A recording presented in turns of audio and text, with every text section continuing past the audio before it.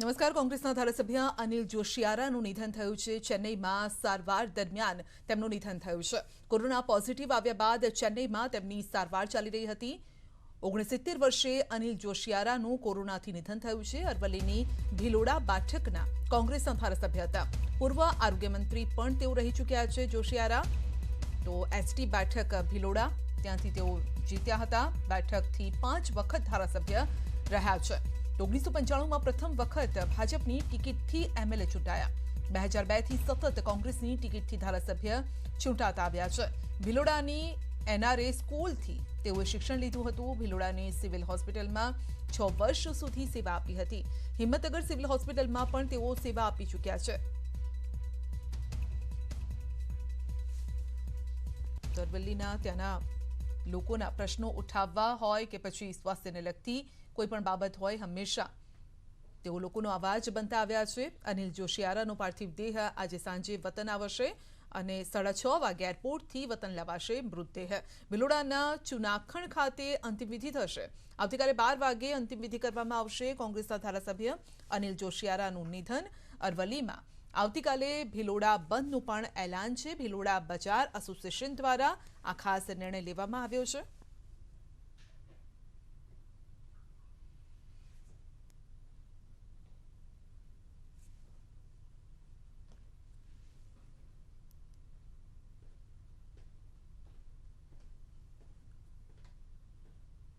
તો અનિલ જોશિયારાના નિધન પર સીએમ ભૂપેન્દ્ર પટેલે પણ શ્રદ્ધાંજલિ પાઠવી છે. સીએમ ભૂપેન્દ્ર પટેલે ટ્વીટ કરીને શ્રદ્ધાંજલિ પાઠવી છે. તો અનિલભાઈના અકાળે નિધનથી દુઃખની લાગણી અનુભવું છું. અકાળે નિધનથી દુઃખની લાગણી તેઓ અનુભવી રહ્યા છે તેવું ટ્વીટ કર્યું છે. એક જાગૃત જનપ્રતિનિધિ તરીકે તેમનું યોગદાન અવિસ્મરણીય રહેશે. તેમના આત્માને પરમાત્મા શાંતિ અર્પે તેવી ઈશ્વરને પ્રાર્થના.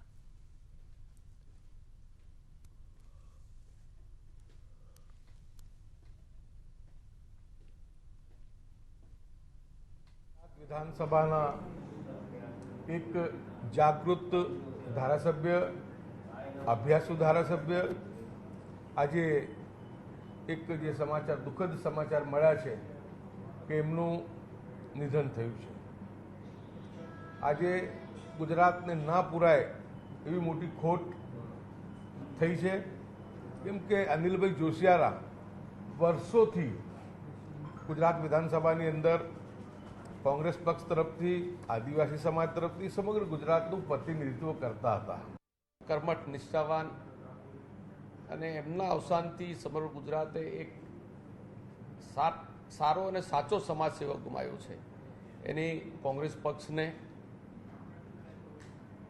એ પછાત વિસ્તારમાંથી ચૂંટાતા હતા, આદિવાસી વિસ્તારમાંથી ચૂંટાતા હતા. એક ગુજરાતને, રાજ્યને બહુ મોટી ખોટ પડશે. પાર્થિવ દેહ ચેન્નઈમાં છે, ત્યાંથી એમના વતન આવવાનું અને પછી જ્યારે પણ એમનું અગ્નિ સંસ્કારના આગળના કાર્યક્રમો થશે ત્યારે અમે બધા શ્રદ્ધાંજલિ અર્પીશું. ભિલોડા મતક્ષેત્રમાંથી કોંગ્રેસ પક્ષના ધારાસભ્ય તરીકે પ્રતિનિધિત્વ કરતા અને જાહેર જીવનમાં આવતા પહેલાં સફળ તબીબ તરીકે જેમને સતત સેવાકીય કામ કરે એવા ડૉક્ટર અનિલ જોશિયારાજીનું આજે દુઃખદ નિધન થયું છે. આ સમાચાર આંચકાજનક છે. બીમાર હતા, નાદુરસ્ત તબિયત, પણ અંતે ભગવાન આગળ કોનું ચાલે. લોકોના નાના નાના પ્રશ્નો ઉજાગર કરતા સંકલનમાં હોઈએ કે અમારા વિધાનસભામાં એક સંસદીય બાબતોના ખૂબ જાણકાર, અભ્યાસુ ધારાસભ્ય ગુમાવવાનું ખૂબ દુઃખ અનુભવું છું. ડૉક્ટર અનિલ જોશિયારા લાંબા સમયથી હોસ્પિટલમાં હતા. તેઓનું દુઃખદ અવસાન આજે બપોરે 1 કલાકે થયું છે એવી જાણ અમને મળી. અમારો આદિવાસી સમાજ, અમારો કોંગ્રેસ પક્ષ ખૂબ જ દુઃખની લાગણી અનુભવે છે અને એમને ક્યારેય કોઈ પણ બાબતની અંદર અમે એમને નેગેટિવ એમનો વ્યૂ હોય એવા કદી જોયા નથી. બહુ લાંબા સમયથી બીમાર હતા. એમના અમારા 4 વર્ષના આ ધારાસભ્યના સમય દરમિયાન અમે ડૉક્ટર જોશિયારા પાસેથી ઘણું બધું શીખ્યું છે. વિધાનસભાના એક સિનિયર સભ્ય તરીકે આદિવાસીના ઉત્થાન માટે, આદિવાસી સમાજમાંથી આવીને તેઓ MBBS સુધી ભણી અને આ સમાજના ઉત્થાન માટે જે કાર્ય કરી રહ્યા હતા તે સરાહનીય કાર્ય માત્ર આદિવાસી સમાજને નહીં સમગ્ર ગુજરાતને એમની ખોટ પડી છે, વિધાનસભાને ખોટ પડી છે. આદરણીય જોશિયારા સાહેબ આપણી વચ્ચે નથી ત્યારે ખૂબ દુઃખ થાય છે. મારા પિતાશ્રી સાથે પણ એવો આ વિધાનસભામાં બેઠા હતા એટલે મારા કૌટુંબિક સંબંધો હતા.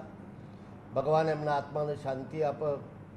એમના કુટુંબ ઉપર આવી પડેલી આફત માટે મીડિયાના માધ્યમથી ભગવાન અને એમના કુટુંબીજનોને ખૂબ સાંત્વના મળે એવી મારી અભ્યર્થના. એ જમીની માણસ હતા. એમણે હંમેશા સરકારને સજેશન કર્યું છે. આ મુદ્દો ધ્યાન પર મૂકું છું, મારા વિસ્તારનો છે એમ કરીને, અને ખૂબ અભ્યાસુ એવા જોશિયારા આપણી વચ્ચે રહ્યા નથી. અનિલભાઈ જોશિયારા સાથે 2002થી હું કામ આ વિધાનસભામાં મારા સાથી ધારાસભ્ય તરીકે એમની સાથે ખૂબ કામ કરવાનું મળ્યું છે. એક આદિવાસી નેતા તરીકે એક સમાજને ખૂબ મોટી એમની ખોટ છે. અમને કોર્પોરેટર મનીષાબેન કુકડિયાની આપમાં ઘર વાપસી થઈ છે. ફેબ્રુઆરીમાં ભાજપમાં જોડાયા હતા મનીષાબેન.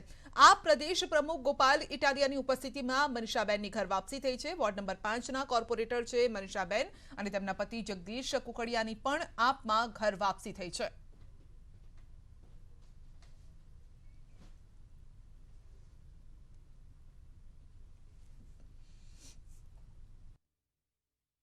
એમણે જે કંઈ ભૂલ થઈ, કેમ કે આપણે ત્યાં એવું કહેવાય છે કે મોટું મન રાખીને આગળ વધવું, ભૂલ થાય તો એની ક્ષમા માગવી અને કોઈ ક્ષમા માગે તો એને માફ કરીને આગળ વધવું એ બધાની સહિયારી ફરજ છે. ત્યારે ફરી એક વખત મનીષાબેનનું, જગદીશભાઈનું હું પોતાના જ પરિવારમાં સ્વાગત કરું છું.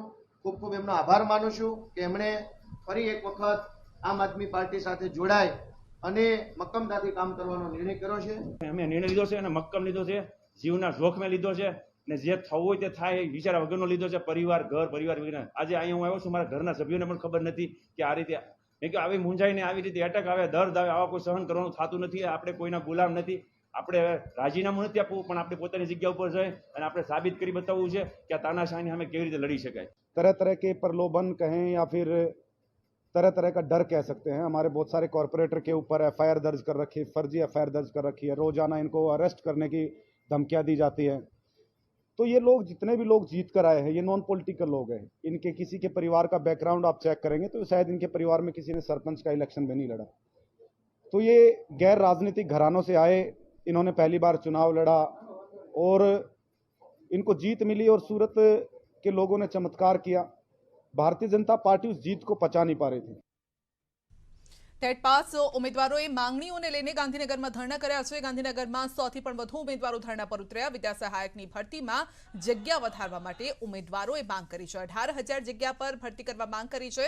પ્રવાસી શિક્ષકોની પ્રથા નાબૂદ કરવામાં આવે તો કાયમી શિક્ષકોની ભરતી કરવા માટે પણ માંગણી કરાઈ છે. ઉમેદવારોએ ઉગ્ર આંદોલનની ચીમકી ઉચ્ચારી છે.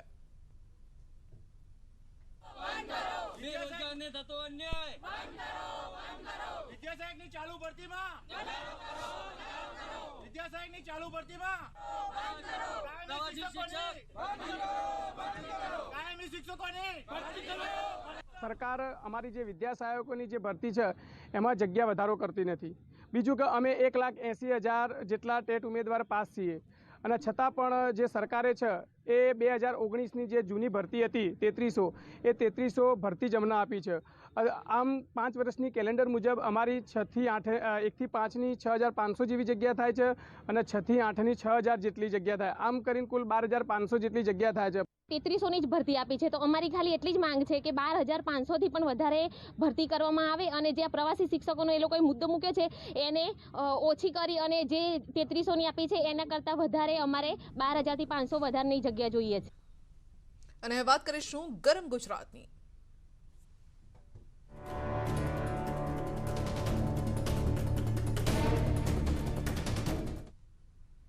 રાજ્યમાં 5 દિવસ ગરમીનો પારો 1 થી 2 ડિગ્રી ઊંચકાઈ શકે છે. સૌરાષ્ટ્ર કચ્છમાં ઓરેન્જ એલર્ટ જાહેર કરાયું છે. ઉત્તર ગુજરાતના જિલ્લાઓમાં હીટવેવની આગાહી છે. ઉત્તર ગુજરાત સહિત અમદાવાદમાં પણ યલો એલર્ટ. અમદાવાદમાં 40 થી 41 ડિગ્રી તાપમાન રહી શકે છે। અમદાવાદમાં 2 દિવસ સુધી યલો એલર્ટની આગાહી છે।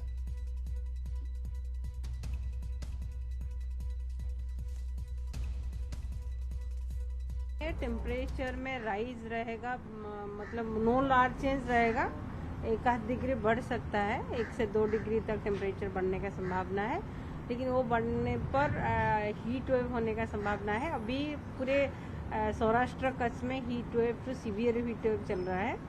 लाइक कच्छ डिस्ट्रिक्ट में सीवियर हीट वेव चल रहा है अगले 2-3 दिन से, और पोरबंदर, जूनागढ़, दिन राजकोट में भी हीट वेव होने का संभावना है अगले 3 दिन में।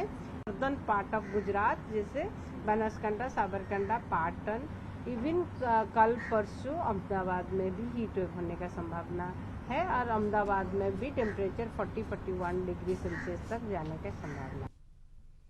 હાલ રાજ્યમાં ગરમીનો પારો વધ્યો છે અને ત્યારે રણ પ્રદેશ કચ્છ જિલ્લામાં હાલ કાળઝાળ ગરમી પડી રહી છે। ઉનાળાના આરંભે જ ગરમીનો પારો 40 ડિગ્રીએ પહોંચી જતા લોકોએ ત્રાહિમામ પોકારી ઉઠ્યા છે। લોકો તો માર્ગો પર અસહ્ય તાપમાનના કારણે લોકો બહાર નીકળવાનું ટાળી રહ્યા છે। હજુ 2 દિવસ સુધી સૂર્યનારાયણનો આકરો મિજાજ યથાવત રહેશે અને સપ્તાહ દરમિયાન કચ્છમાં અધિકતમ તાપમાન 40 થી 41 ડિગ્રીની વચ્ચે રહેશે।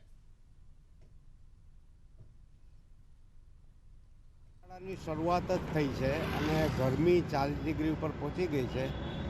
એનો અર્થ એ કે હજુ પણ વધતી જવાની, કે જે ઘણા સમય પહેલાં 48 ને 49 જેટલો ગરમી થઈ ગઈ હતી એ જ પરિસ્થિતિ અત્યારે આવતી દેખાય છે અને હવામાન વિભાગે આગાહી પણ કરી છે, એટલે ગરમી दिन ब दिन बढ़ती जाए है। आजकल में हीट वेव्स रहने की संभावना है और अगले 15 दिन में कुछ हिस्सों में थोड़ी बहुत हल्की कम तापमान की हीट वेव्स रहने की संभावना हो सकती है, लेकिन 13-14 में थोड़ी एक्सट्रीम हीट वेव रहने की संभावना है, तो उस के मद्देनज़र रखते हुए थोड़ी एहतियात रखने की ज़रूरत रहेगी। और पवन की गति 3 से 4 किलोमीटर प्रति घंटे की रफ्तार से रहेगी।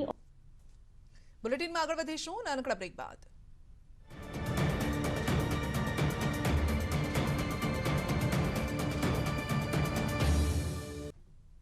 બ્રેક બાદ આપનું સ્વાગત છે। અરવલ્લીની વાત કરીએ તો સીએનજી સ્ટેશન પાસે ભીષણ આગ લાગી છે। મોડાસામાં સીએનજી સ્ટેશન પાસે આગ લાગી છે। હાઈવેની બાજુમાં ખુલ્લી જગ્યામાં આ આગ લાગી છે। અચાનક જ લાગેલી આગથી ભયનો માહોલ પણ ત્યાં આસપાસ ફેલાયેલો છે। આસપાસથી નીકળતા લોકો પણ ડરી રહ્યા છે। આ આગ વધુ પ્રસરે રહી નહીં તેને લઈને પણ લોકો પ્રયાસ કરી રહ્યા છે, પરંતુ સીએનજી સ્ટેશનની પાસે જ આ આગ લાગી છે। ખુલ્લી જગ્યા છે, ખુલ્લી જગ્યામાં આગ લાગી છે। આસપાસ ઝાડ ઘાસ દેખાઈ રહ્યું છે, સૂકું ઘાસ છે અને જેના કારણે આગ સૂકા ઘાસમાં ઝડપથી પ્રસરી રહી છે।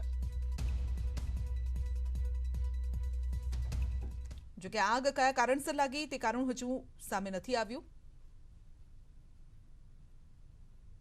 મોડાસા પાસે શામળાજી રોડ ઉપર આવેલા સાબરમતી ગેસ સીએનજી પંપ પાસે જે ખુલ્લી જગ્યા છે ત્યાં આગ લાગવાની ઘટના સામે આવી છે। ખૂબ જ વિકરાળ આગ અહીં જોવા મળી રહી છે। આગનું જે કારણ છે એ હાલ અકબંધ છે, પરંતુ આપ આ જોઈ શકો છો દ્રશ્યો કે હાઈવે તરફથી લાગેલી આગ ધીમે ધીમે ખુલ્લા વિસ્તારમાં જઈ રહી છે। ખાસ કરીને ભયાવહ દ્રશ્યો થોડીક ક્ષણ પહેલાં જોવા મળ્યા હતા, જે ઊંચી લપેટો હતી। આ તરફ જે ગેસ આવેલો છે સીએનજી પંપનો, ત્યારે ખૂબ મોટું જોખમ અહીં ઊભું થઈ શકે છે। તેવી સ્થિતિમાં અહીં આગ ધીમે ધીમે વિકરાળ બની રહી છે। જેમ જેમ પવનોની લપેટો આવી રહી છે તેમ આગની જે સ્વરૂપ છે તે ધીરે ધીરે વધી રહ્યું છે। ખાસ કરીને ખૂબ જ મોટું જોખમ અહીં જોવા મળી રહ્યું છે। હાઈવે હોવાના કારણે ખૂબ જ સ્થિતિ ભયાનક બની શકે છે તેવી સ્થિતિમાં અહીં આગ જોવા મળી રહી છે અને આગને કાબૂમાં લેવાનો પ્રયાસ હાલ કોઈપણ વિભાગ તરફથી જોવા મળ્યો નથી।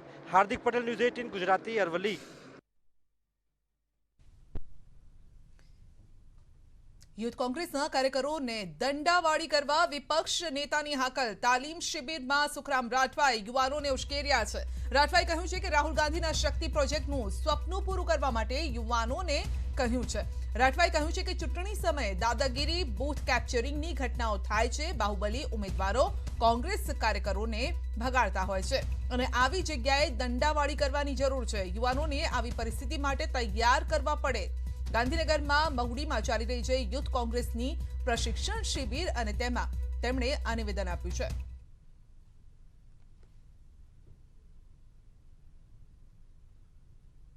બૂથ કેપ્ચરિંગના બનાવો બનતા હોય છે અથવા તો કોંગ્રેસના માણસો જ્યાં કામ કરતા હોય તેને દૂર ભગાવવાનો પ્રયત્ન થતો હોય છે, ખાસ કરીને દબંગ ઉમેદવારી જ્યાં હોય ત્યાં. તો જરૂર પડે અમારે દંડાવાળી કરવી પડે. દંડાવાળી ના કરીએ અને અમારો ઉમેદવારને જો નુકસાન થયું કામ થતું હોય તો અમારા છોકરા તૈયાર કરવા પડે, સ્વાભાવિક છે. તો ટાઉતે વાવાઝોડાને 10 મહિના છતાં પણ વૃક્ષ ગણતરી યથાવત. ગીર સોમનાથ અમરેલીમાં હજુ પણ વૃક્ષોની ગણતરી પૂર્ણ નથી થઈ. નુકસાન થયેલા વૃક્ષોનું વર્ગીકરણ હજુ પણ બાકી. તાલાલા એમએલએ ભગાભાઈ બારડના પ્રશ્ન પર સરકારનો આ જવાબ છે.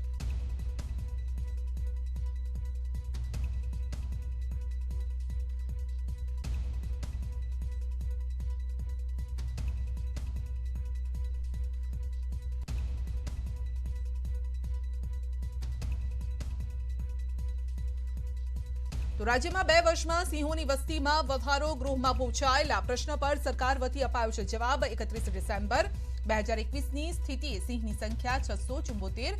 ગીર અભયારણ્યમાં અમિત શાહે કલોલમાં ઝાડા ઉલટીના રોગ અંગે રિપોર્ટ મંગાવ્યો છે. ઝાડા ઉલટીના કેસ અંગે અમિત શાહે આપી છે સૂચના. સમસ્યાને ઝડપથી કાબૂમાં મેળવવા માટે પણ જરૂરી સૂચના આપી છે. અમિત શાહે સ્થાનિક વ્યવસ્થા તંત્રને દિશા નિર્દેશ આપ્યા છે. અસરગ્રસ્તોને ઝડપી સારવાર મળે તે માટે સીએમ સાથે ચર્ચા કરી છે. અમિત શાહે કાયમી સમાધાન માટે વ્યવસ્થા તંત્રને તાકીદ કરી છે. શાહની સૂચના અને માર્ગદર્શન બાદ તાત્કાલિક પગલાં. કલોલ પૂર્વ વિસ્તારમાં તાત્કાલિક પીવાના પાણીની નવી લાઇન પણ મંજૂર કરાઈ છે. કેન્દ્રીય ગૃહમંત્રી અમિત શાહના સંસદીય મત વિસ્તારમાં આવે છે કલોલ. પ્રધાનમંત્રીએ આપેલી શીખ ઝાંપા સુધી.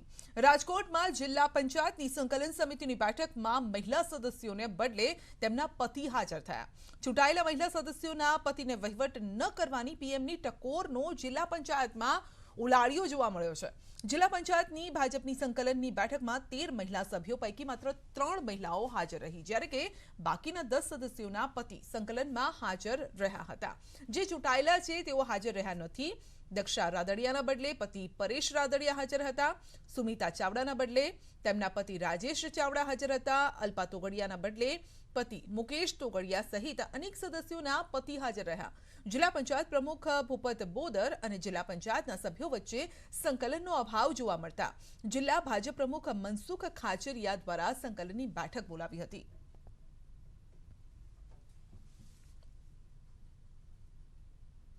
જામનગરમાં આમ આદમી પાર્ટીએ પંજાબની જીત બાદ ત્રિરંગા યાત્રાનું આયોજન કર્યું હતું. આપ દ્વારા ગુજરાતમાં ઠેર ઠેર તિરંગા યાત્રાનું આયોજન કરાયું. જામનગરના મેશ્વરનગર ચોકથી આ તિરંગા યાત્રાનું પ્રસ્થાન થયું હતું અને જેમાં આમ આદમી પાર્ટીના ઈશુદાન ગઢવી, દિલ્હીના ધારાસભ્ય સૌરભ ભારદ્વાજ પણ ઉપસ્થિત રહ્યા. આ કાર્યક્રમમાં આમ આદમી પાર્ટીના કાર્યકરો, જામનગરના આગેવાનો મોટા પ્રમાણમાં ઉપસ્થિત રહ્યા.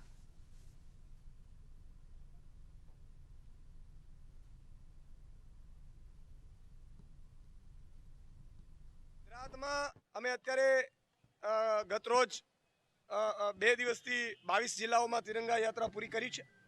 આજે પણ તિરંગા યાત્રા છે, જે આવતીકાલે પણ છે બાકીના જિલ્લાઓમાં, અને પછી 182 વિધાનસભા દીઠ પણ અમારી તિરંગા યાત્રા નીકળશે કે જેથી કરીને एक युवाओं में राष्ट्र प्रेम जागे, राष्ट्र भावना जागे. गुजरात की जनता भी चाहती है कि यहाँ पे वैकल्पिक राजनीति हो सके. जो पुरानी कन्वेंशनल पॉलिटिकल पार्टीज हैं उनको ब्रेक देके नई वैकल्पिक राजनीति को मौका मिले. બનાસકાંઠાના દિયોદરમાં વીજળી અંગે ખેડૂતોના ધરણા. 8 કલાકના બદલે 6 કલાક વીજળી અપાતી હોવાનો આક્ષેપ થયો છે. દિયોદર તાલુકાના ખેડૂતો વખાની 220 કેવી કચેરી સૂત્રોચ્ચાર સાથે ખેડૂતો ધરણા કર્યા હતા.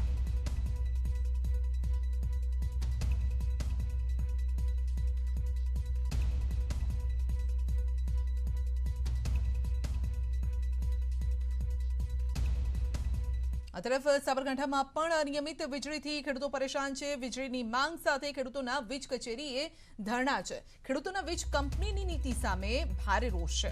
અનિયમિત વીજળી અંગે યુજીવીસીએલ સામે આક્ષેપ કર્યો છે. સાબરકાંઠા ઉપરાંત અન્ય જિલ્લાઓમાં પણ દેખાવ. તાલુકા મથકે ખેડૂતોના વીજળી અંગે ધરણા.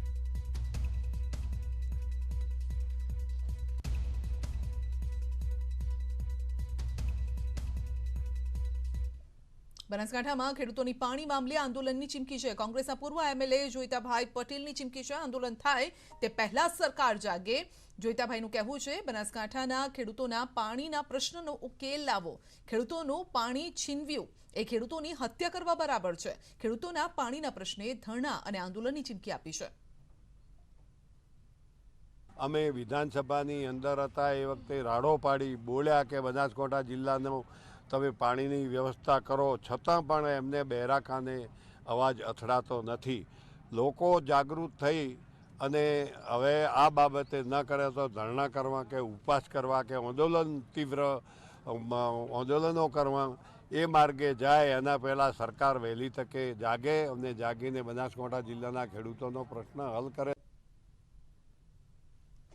પાણીની માંગ વચ્ચે જ બનાસકાંઠાના કેનાલમાં ગાબડા પડવાનું યથાવત છે. ભાબરના સુથાર નીસડી ગામ પાસે કેનાલમાં ગાબડું પડ્યું. નર્મદાની માઇનર કેનાલમાં 15 ફૂટ મોટું ગાબડું પડતા કેનાલના પાણી પાસેના ખેતરમાં ફરી વળ્યા. વારંવાર કેનાલમાં ગાબડા પડે છે અને ખેડૂતોને નુકસાન થાય છે.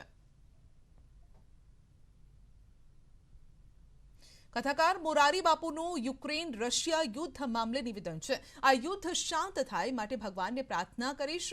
યુદ્ધથી પ્રભાવિત ભારતીયોને 1.25 કરોડની તેમણે સહાય પણ આપી છે.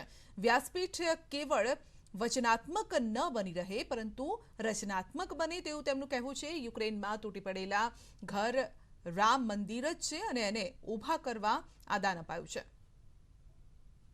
અને મને એમ થયું કે મારી વ્યાસપીઠ ખાલી વચનાત્મક ન રહે, રચનાત્મક બને. એટલા માટે લંડનમાં રામ મંદિર માટે પૈસા ભેગા થયેલા, એ હજી રામ મંદિરના પાસે સર્ટિફિકેટ નથી આવ્યું એટલે રોકાઈ ગયું. મને એમ થયું કે આમાં જેટલા ઘર પડી ગયા હોય એ રામ મંદિર જ છે, એમાં જો થોડુંક દાન થઈ શકે એટલે 1 કરોડ ને 25 લાખ રૂપિયા અમે એમાં જાહેર કર્યા. અને ગઈકાલે જ મને ખબર પડ્યા ફોટોગ્રાફ સાથે કે એમાંથી 1 કરોડ અને 12 લાખ રૂપિયાની સેવા થઈ ચૂકી છે. હવે 13 લાખ રૂપિયા છે, 1-2 દિવસમાં વપરાઈ જશે. વિશ્વની શાંતિ માટે મારી વ્યાસપીઠ પ્રાર્થના કરે છે અને આ પાગલપન શાંત થાય ભગવાન કરે અને માનવતાનો થોડોક વિચાર કરે. સમાચારના અંતમાં જોઈએ દેશના મોટા શહેરોનું હાલનું તાપમાન. Weather report sponsored by mango air cooler. इन गर्मियों में घर ले आए मैंगो एयर कूलर वाली ठंडक.